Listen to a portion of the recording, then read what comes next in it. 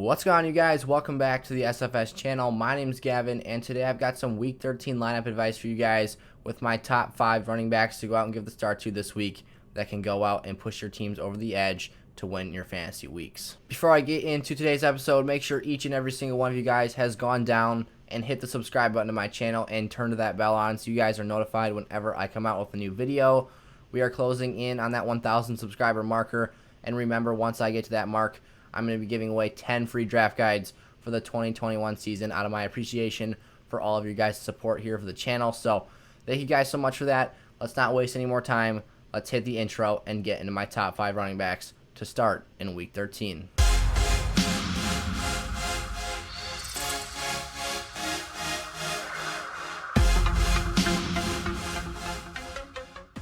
All right, my first running back to go out and start this week is Miles Sanders, the Philadelphia Eagles lead back, and this is a player who a lot of you guys have started to panic on, and rightfully so. I mean, he's had 2 bad games in a row and was very underused against the Seahawks on Monday Night Football. Your guys' concerns are very warranted, and they're legitimate issues right now that we're seeing in that Eagles offense, but I think there's a lot of things that can improve the outlook for Miles Sanders the rest of this fantasy season. I've been high on Miles Sanders from day one up until now, and I am more than willing to give him one more chance against the Green Bay Packers this week, my favorite NFL team, because I truly believe that if the Eagles put together a competent game plan, Miles Sanders will have a huge day against the Packers. So I think if Doug Peterson puts together a proper game plan, Miles Sanders will see 20-plus touches, a handful of scrimmage yards, and maybe even a score or two. So Miles Sanders, I love him this week in fantasy. I think he 100% deserves the start and one more opportunity in your lineups before you bail on him this season. My next player up on the list to start this week is Carson, the Seattle Seahawks running back against the New York Giants. And Carson, in his first game back from injury last week, only saw 8 carries in Week 12.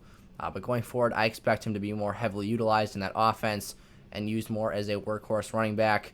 Against the Giants this week, the 24th ranked rushing defense, I see a lot of upside for Carson. He has been a touchdown monster when on the field this year. He's been getting it done on the ground and through the air, so a very dynamic player that I like to see in fantasy. My next player or players up on the list this week are Jonathan Taylor and Nyheim Hines, the Indianapolis Colts 1-2 punch at running back this week.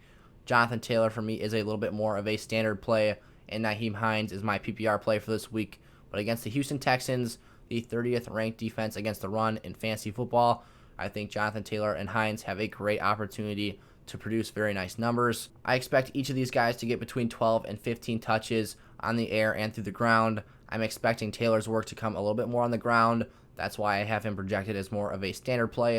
And I think Hines will see maybe between 6 and 8 carries and maybe 4 to 6 receptions. So I really like these guys against the Texans. That team has been bad all year defensively and has had major holes all over that defense. Neither of these guys are a very flashy pick for Week 13 lineups, but I think they're very safe players that you can depend on to put up sturdy numbers in your lineups. Moving on to my number 4 player on the list this week, the number 2 running back in the Browns pecking order, Kareem Hunt, gets the spot for me. And this is a guy who was very efficient on the ground in Week 12 with 6.2 yards per carry on 10 touches, but was a guy who had one big factor missing from his game, and that, of course, was the receiving volume and the passing work that we are so accustomed to seeing him have in that Browns offense. Typically, Cleveland runs the ball with both Nick Chubb and Kareem Hunt a healthy amount in each game, but we see Kareem Hunt used more as a receiver and a guy that is used out of the backfield as a dynamic piece in that offense.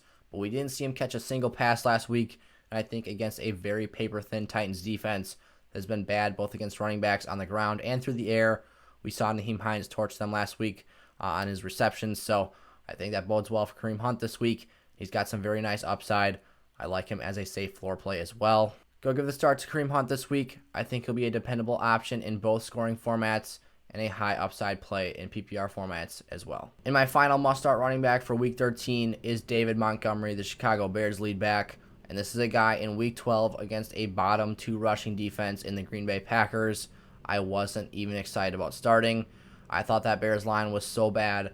They were so injury decimated that they weren't going to be able to find holes and lanes for Montgomery to run through.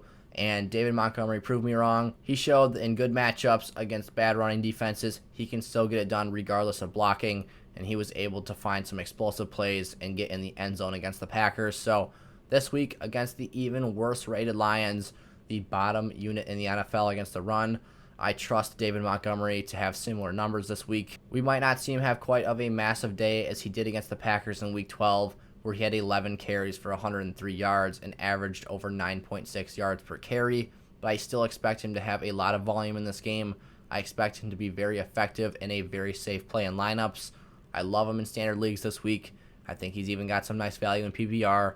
As a guy I would pencil in at RB2 needy spots in lineups. Those are my top 5 must-start running backs for Week 13 NFL action.